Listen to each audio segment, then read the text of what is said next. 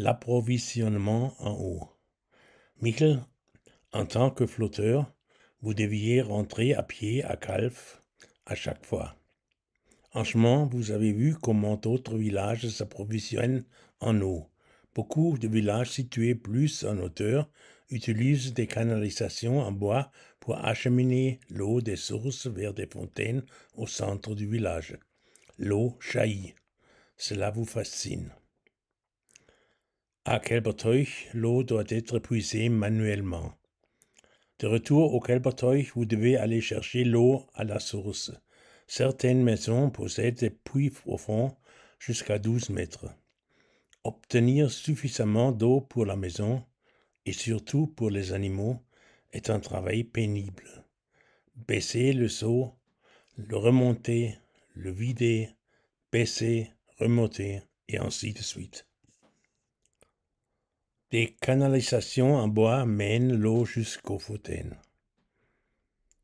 Avec les autres habitants du Kelberteuch, vous décidez de construire 2 fontaines publiques avec de l'eau courante.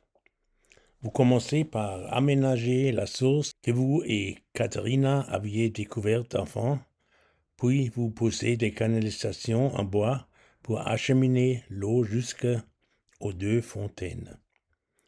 Ces tuyaux, appelés conduites en bois, ne pourrissent pas car le bois reste constamment humide, ce qui le protège des insectes, des bactéries et des champignons. Écoutez comme l'eau murmure en se roulant vers la fontaine. Quel progrès! En 1876, les conduites en bois sont remplacées par des conduites en fer.